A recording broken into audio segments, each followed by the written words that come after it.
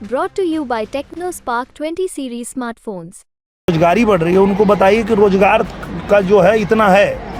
अब इतने के बाद जो तुम जनसंख्या बढ़ा रहे हो वो बेरोजगारी बढ़ रही है कि आप कम बच्चा पैदा करो, 2 ही बच्चा पैदा करो। तुम कह रहे हो कि तुम खुद बेरोजगार हो और 8 और बेरोजगार पैदा कर दे रहे हो। क्यों? तो आप बेरोजगार हो तो एक बार भी सोच रहे हो कि 8 बेरोजगार और क्यों पैदा कर रहे हो? मोदी जी ने तो रोक दिया। एक भी बच्चा है मोदी जी का? बताओ कोई एक भी बच्चा है योगी जी का? तो योगी जी मोदी जी तो बेरोजगारी रोक दिए कि भाई नहीं, हम नहीं बढ़ाएंगे। तो बढ़ा कौन रहा है ये बेरोजगारी? जो बच्चे पे बच्चा पैदा किए जा रहा है और सरकार कह रही है रुक जाओ, तो मान भी नहीं रहा है। इस समय मैं आजमगढ़ में हूँ और हमारे साथ दिनेश लाल यादव निरहुआ जो गांव-गांव जा रहे हैं और लोगों से मिल रहे हैं। आइए हम बात करते हैं। अभी उनकी गाड़ी आई है यहीं पर। बहुत बहुत स्वागत है सर। बहुत धन्यवाद भैया। अच्छा, एक बार फिर से भाजपा ने आप पर जो है भरोसा जताया है। जी। और भाजपा जो है ऐसी पार्टी है जो जनता के बीच में रह के काम करने वाली पार्टी है जी।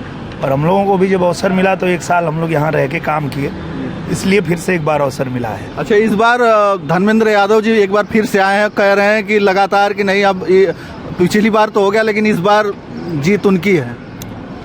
नहीं, वो नहीं जीत पाएंगे। उसका कारण है कि जो प्रत्याशी होता है वो सबसे ज़्यादा कठिन समय उसके लिए यही है जब उसको जनता के बीच में जाके अपील करना है, वोट मांगना है। उनके पास वोट मांगने का टाइम नहीं है, तो जनता कह रही है जो वोट मांगने नहीं आ रहा है वो क्या चुनाव के बाद दिखाई देगा? कभी नहीं दिखाई देगा।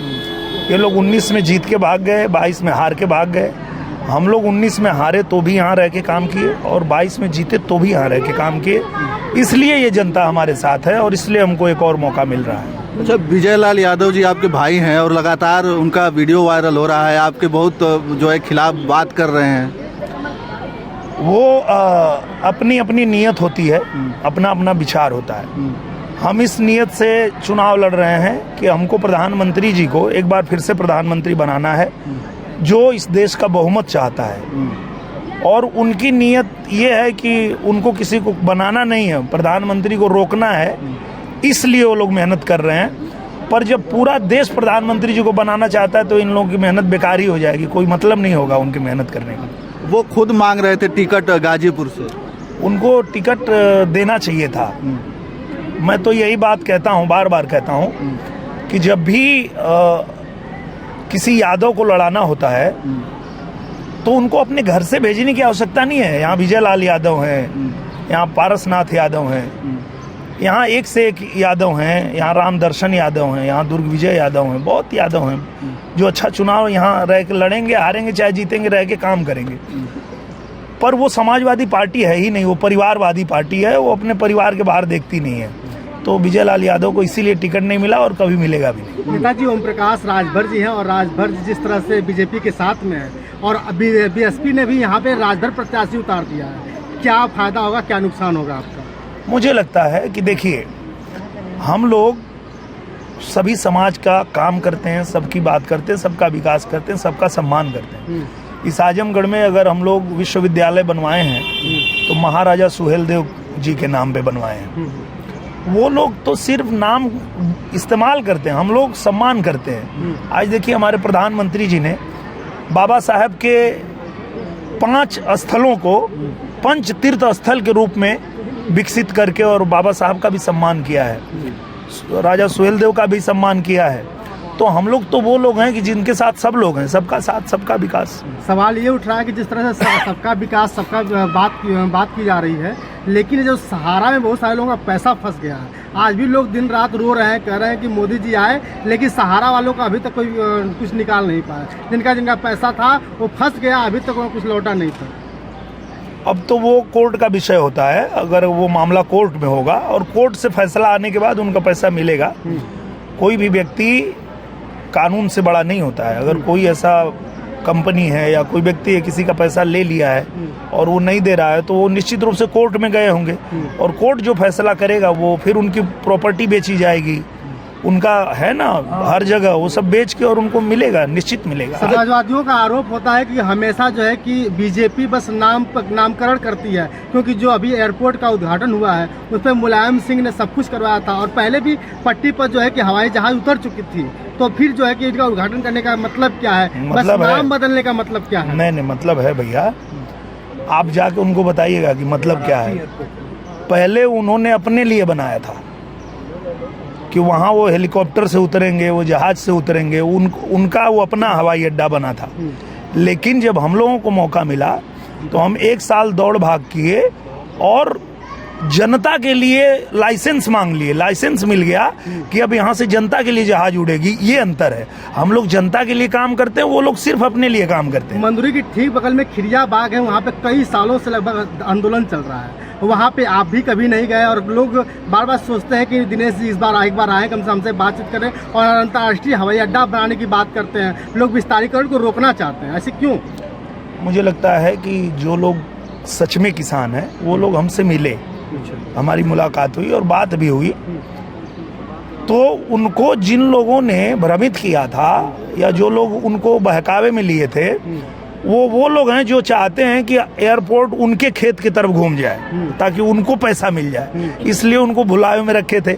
जब वो लोग सच्चाई जान गए तो वो लोग तैयार हैं कि आप बनवाइए, हम लोग तैयार हैं। जी, वहाँ पे गरीब तबका बसा हुआ है और जो कि छोटी जाति के लोग बसे हुए हैं, उनका कहना है कि हमारे घर पर ही बुलडोजर चलने जा रहा है। नहीं चलेगा। क्या वो उधर से रास्ता कट जाएगा उनके लिए? नहीं, आप देखिए, ये विपक्ष वाले भड़काते हैं और ऐसे ही उनको बहका देते हैं। पहले हम उनके लिए बनाएंगे, घर बनाएंगे, उनको घर रखेंगे, तब ना उसका विस्तार करेंगे। ऐसे ही कैसे कर देंगे? ऐसे नहीं होता है। आप देखिए भैया, अयोध्या में विस्तार हुआ तो कैसे हुआ? पहले कॉलोनी बनी, वहाँ पे लोगों को दिया गया कॉलोनी, जब वो वहाँ से जाके रहने लगे तब विस्तार हुआ, तो वैसे ही विस्तार होता है। ऐसी बात की जाती है तो लोगों को अकबर नगर का वो कहानी याद आ जाती है कि जबरदस्ती भगाया जा रहा था, भगा के उनको किसी को जबरदस्ती नहीं मिला था उनको। अच्छा, 400 पार का आंकड़ा जो मोदी जी ने दिया है, विपक्ष बार बार कह रहा है कि 400 पार नहीं 400 हार। हम लोग 400 पार करेंगे तो वो लोग का तो 400 हार होगा ही, वो ठीक बोल रहे हैं, वो लोग का 400 हार ही है। आपकी बार मुद्दा क्या है नेताजी? आपका क्या मुद्दा मतलब? आजमगढ़ की बार आजमगढ़ के लिए क्या मुद्दा रखे हैं? क्या वही पुराना मुद्दा है और आगे और भी सोच रखा है युवाओं के लिए? मुझे लगता है कि आजमगढ़ के लिए, आजमगढ़ के संपूर्ण विकास के लिए जिस तरह से हम लोगों को काम करना है, उसकी पूरी नींव हमने 1 साल में रख दिया है। किसी भी शहर को बहुत बड़े शहर के रूप में डेवलप करने के लिए पहले महायोजना लागू करानी होती है, जो इन लोगों को कभी याद नहीं आया था, ये लोग कभी किए नहीं थे, न कराए थे। पर हम लोगों को जब मौका मिला तो हमने आजमगढ़ में महायोजना लागू करवा दिया है। अब आप देखेंगे कि महायोजना लागू होने के बाद हमारा आजमगढ़ बनारस और गोरखपुर की तरह विकसित होगा और तेजी से विकास करेगा।